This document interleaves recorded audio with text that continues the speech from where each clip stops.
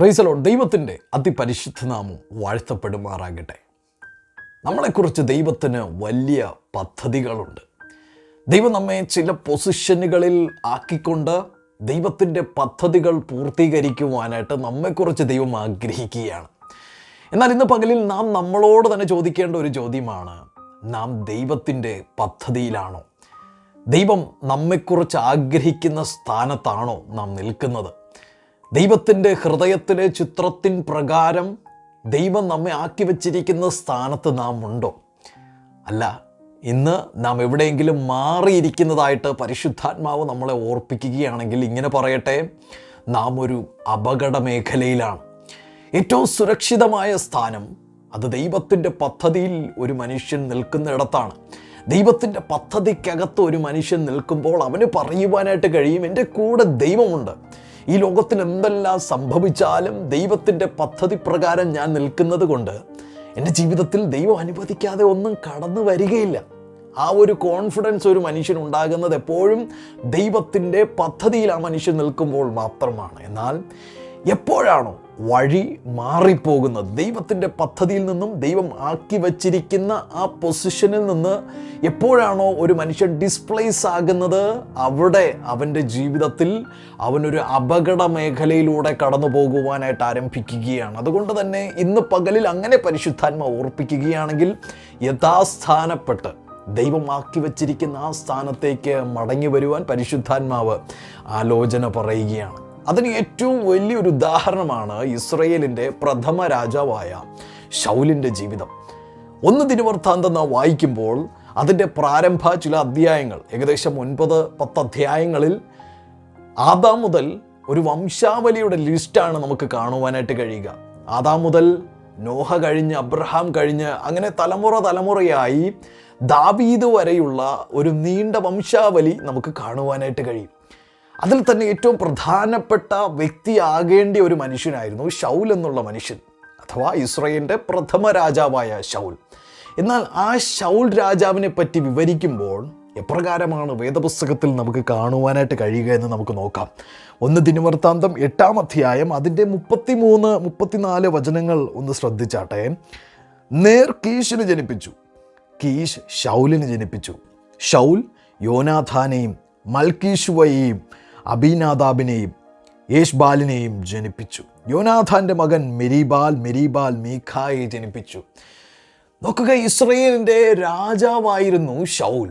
ആ ശൗലിനെ പറ്റി അറ്റ്ലീസ്റ്റ് ഒരു പാരഗ്രാഫെങ്കിലും അവിടെ വിവരിക്കേണ്ടതായിരുന്നു. കാരണം ദൈവത്താൽ തിരഞ്ഞെടുക്കപ്പെട്ട്, ദൈവത്താൽ അഭിഷേകം പ്രാപിക്കപ്പെട്ട്, ദൈവത്താൽ അഭിഷേകം ചെയ്യപ്പെട്ട് ദൈവം തന്നെ ഒരു വലിയ പദവിയിൽ, ഒരു വലിയ പൊസിഷനിൽ ഇരുത്തിയതാണ്. ആ ശൗലിനെ പറ്റി കുറച്ചധികം കാര്യങ്ങൾ, നല്ല കാര്യങ്ങൾ വേദപുസ്തകം വിവരിക്കേണ്ടതാണ്. എന്നാൽ അവിടെ ശ്രദ്ധിക്കുമ്പോൾ നമുക്ക് മനസ്സിലാകും, 1 ദിനവൃത്താന്തത്തിൻ്റെ ആ വംശാവലിയിൽ ശൗലിനെ വെറും ഒരു വചനത്തിനകത്ത് ഒതുക്കി, ഒരു സാധാരണ മനുഷ്യനെ പോലെ ശൗലിനെ ആക്കിക്കൊണ്ട് അടുത്ത തലമുറയെപ്പറ്റി വിവരിക്കുവാനായിട്ട് തുടങ്ങുകയാണ്. പിന്നെയും അവിടങ്ങളിലായി ശൗലിനെ പറ്റി പരാമർശിക്കപ്പെടുന്നുണ്ട്. എങ്കിലും ഇതിൻ്റെ സിംഹഭാഗവും, ദിനവൃത്താന്തത്തിൻ്റെ സിംഹഭാഗവും ദാവീദ് എന്നുള്ള ഇസ്രായേലിൻ്റെ 2ാമത്തെ രാജാവിൻ്റെ പ്രവർത്തികളെ വർണ്ണിക്കുന്നതാണ് എന്ന് നമുക്ക് കാണുവാനായിട്ട് കഴിയും. എന്തുകൊണ്ട് ശൗലിനിത് സംഭവിച്ചു? ശൗൽ എന്നുള്ള ദൈവത്താൽ തിരഞ്ഞെടുക്കപ്പെട്ട, ദൈവത്തിൻ്റെ പ്രസാദമുണ്ടായിരുന്ന, ദൈവത്തിന് മനസ്സ് തോന്നി തിരഞ്ഞെടുത്ത, ദൈവത്തിൻ്റെ വലിയ പദ്ധതികൾ പൂർത്തീകരിക്കുവാനായിട്ട് ദൈവത്താൽ പിക്ക് ചെയ്യപ്പെട്ട ശൗലിനിത് എന്ത് പറ്റി? 10-ാം അധ്യായം 1 ദിനവൃത്താന്തം 10-ാം അധ്യായം അതിൻ്റെ 13-14 വചനങ്ങളിൽ ഇങ്ങനെ വായിക്കുന്നു. ഇങ്ങനെ ശൗൽ യഹോവയോട് ചെയ്ത അതിക്രമം ഹേതുവായും യഹോവയുടെ വചനം പ്രമാണിക്കാകിയാലും വെളിച്ചപ്പാടത്തിയോട് അരുളപ്പാട് ചോദിച്ചതിനാലും മരിക്കേണ്ടി വന്നു. അവൻ യഹോവയോട് അരുളപ്പാട് ചോദിക്കാകിയാൽ അവനെ കൊന്ന് രാജ്യത്വം ഇശ്ശായിയുടെ മകനായ ദാവീദിന് കൊടുത്തു. എവിടെയോ സ്ഥാനഭ്രംശം സംഭവിച്ച ഒരു ശൗൽ, ദൈവമാക്കി വെച്ച സ്ഥാനത്ത് തൻ്റെ വിശ്വസ്തത തെളിയിക്കുവാനായിട്ട് കഴിയാതെ, ദൈവത്തിനോട് അപമര്യാദ കാണിച്ച്, ദൈവത്തിൻ്റെ വാക്കുകൾ അനുസരിക്കാതെ തൻ്റെ സ്വന്തം വഴി തിരഞ്ഞെടുത്ത ശൗൽ, ആ ശൗലും തൻ്റെ മകനായ യോനാഥാനിലേക്ക് കൈമാറ്റം ചെയ്യപ്പെടേണ്ടിയ രാജ്യത്വവും ആ ശൗലിൻ്റെ കുടുംബത്തിൽ നിന്ന് പറിച്ചെടുത്ത് ഇശ്ശായിയുടെ മകനായ ദാവീദിന് ദൈവം നൽകുകയാണ്. കാരണം ശൗൽ ദൈവമാക്കിയ സ്ഥാനത്ത് ദൈവത്തിന് അവൈലബിൾ അല്ലായിരുന്നു. ദൈവം നോക്കിയപ്പോൾ ശൗലെ എന്ന് വിളിച്ച് ശൗലിനെ ആക്കിയ സ്ഥാനത്തേക്ക് ദൈവം നോക്കുമ്പോൾ ദൈവത്തിന് ശൗലിനെ അവിടെ കാണുവാനായിട്ട് കഴിഞ്ഞില്ല. അതുകൊണ്ട് ദൈവം തീരുമാനിച്ചു, ശൗലിനേക്കാളും വിശ്വസ്തതയുള്ള എൻ്റെ ഹൃദയം അറിയുന്ന ഒരു മനുഷ്യനെ ഈ രാജ്യത്വം ഏൽപ്പിക്കണം. അങ്ങനെ ദാവീദ് ആ പദവിയിലേക്ക് ഉയർന്നു വരികയാണ്. എന്നെ കേൾക്കുന്ന പ്രിയ ദൈവ പൈതലെ, പ്രാരംഭത്തിൽ സൂചിപ്പിച്ചതുപോലെ ദൈവത്തിന് നമ്മളെപ്പറ്റി വലിയ പദ്ധതികളുണ്ട്, വലിയ സ്വപ്നങ്ങളുണ്ട്. അതുകൊണ്ടാണ് താങ്കൾ ഇന്ന് ഈ ഭൂമിയിലായിരിക്കുന്നതും എൻ്റെ ഈ ശബ്ദം കേൾക്കുന്നതും ദൈവത്തിനു വേണ്ടി എന്തെങ്കിലുമൊക്കെ ചെയ്യണമെന്നുള്ള ആകാംക്ഷയും അതിനു വേണ്ടിയിട്ടുള്ള തീവ്രമായ ദാഹവും നിങ്ങൾക്കുള്ളത്. ഇന്ന് ജീവനോടെ ഈ ഭൂമിയിൽ ശേഷിച്ചിരിക്കുകയാണെങ്കിൽ എന്തോ ചില കാര്യങ്ങൾ കൂടെ നിങ്ങൾക്കൂടെ ദൈവത്തിന് ചെയ്യുവാനായിട്ടുണ്ട്. യിരെമ്യാ പ്രവാചകന്റെ പുസ്തകം 29-ാം അധ്യായം 11-ാമത്തെ വചനത്തിൽ നമുക്കെല്ലാവർക്കും സുപരിചിതമായിട്ടുള്ള വചനം ഇങ്ങനെ വായിക്കുന്നു: നിങ്ങൾ പ്രത്യാശിക്കുന്ന ശുഭഭാവി വരുവാൻ തക്കവണ്ണം ഞാൻ നിങ്ങളെക്കുറിച്ച് നിരൂപിക്കുന്ന നിരൂപണങ്ങൾ ഇന്നവെന്ന് ഞാൻ അറിയുന്നു. അവ തിന്മയ്ക്കല്ല നന്മയ്ക്കത്രയുള്ള നിരൂപണങ്ങൾ. നമ്മെക്കുറിച്ച് ദൈവം നിരൂപിക്കുന്നത് നമുക്ക് നന്മയുണ്ടാകണമെന്നാണ്, നമുക്ക് ജീവനുണ്ടാകണമെന്നാണ്, സമൃദ്ധിയായ ജീവനുണ്ടാകണമെന്നാണ്. എന്നാൽ എവിടെയൊക്കെയോ പിശാച് നമ്മെ കുരുക്കിയിട്ടിരിക്കുകയാണെങ്കിൽ ദൈവത്തിൻ്റെ വഴികളിൽ നിന്ന് മാറ്റി, ദൈവം ആഗ്രഹിക്കുന്ന പൊസിഷനിൽ നിന്ന് മാറ്റി, ആ പൊസിഷനിൽ നാം ഇല്ലാത്ത വിധത്തിൽ സ്ഥാനഭ്രംശം സംഭവിച്ചവരായി നാം ആയിരിക്കുന്നുണ്ടെങ്കിൽ ഓർക്കുക, ദൈവത്തിൻ്റെ പദ്ധതിയിലേക്ക് മടങ്ങി വന്നാൽ ആ ശുഭഭാവി തരുവാൻ നമ്മുടെ ദൈവം സർവശക്തനാണ്. യെശയ്യാ പ്രവാചകന്റെ പുസ്തകം 59-ാം അധ്യായം 2-ാമത്തെ വചനം ഇങ്ങനെ വായിക്കുന്നു: നിങ്ങളുടെ അകൃത്യങ്ങളത്രേ നിങ്ങളെയും നിങ്ങളുടെ ദൈവത്തെയും തമ്മിൽ ഭിന്നിപ്പിച്ചിരിക്കുന്നത്. നിങ്ങളുടെ പാപങ്ങളത്രേ അവൻ കേൾക്കാതെ വണ്ണം അവൻ്റെ മുഖത്തെ നിങ്ങൾക്ക് മറയ്ക്കുമാറാക്കിയത്.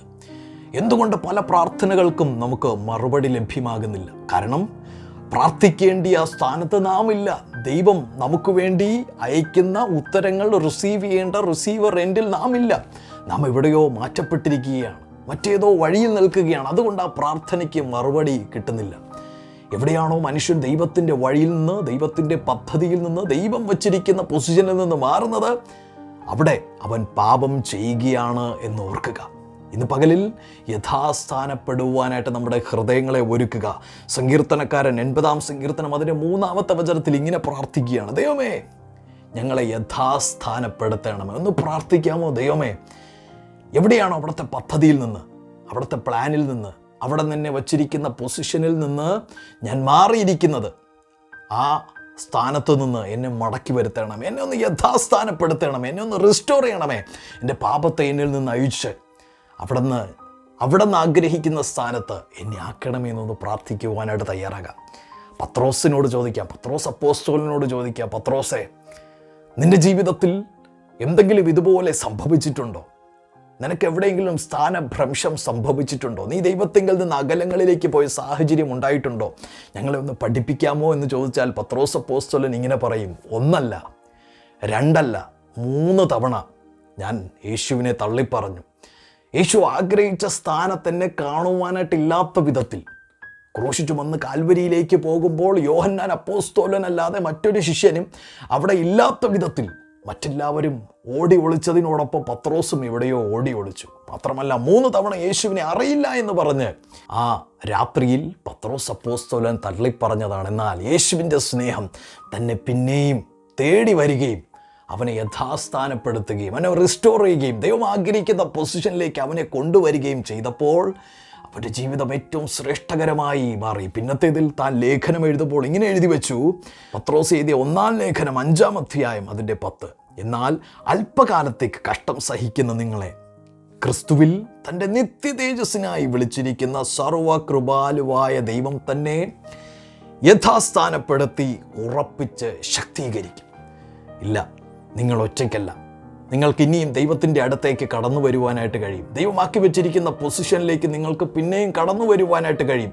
ധൈര്യത്തോടെ കൃപാസനത്തിലേക്ക് കടന്നു വരുവാൻ ഇന്നും നിങ്ങൾക്ക് വേണ്ടി ചിന്തപ്പെട്ട തിരശീല തുറന്നു കിടക്കുകയാണ്. ധൈര്യമായി കർത്താവിൻ്റെ അടുത്തേക്ക് കടന്നു വരുവാനായിട്ട് തയ്യാറായാൽ ഈ ഒരു പ്രാർത്ഥനയോടെ: ദൈവമേ, എന്നെ യഥാസ്ഥാനപ്പെടുത്തണമേ, അവിടെ നിന്ന് ആഗ്രഹിക്കുന്ന സ്ഥാനത്ത് എന്നെ കൊണ്ടെത്തിക്കണമേ.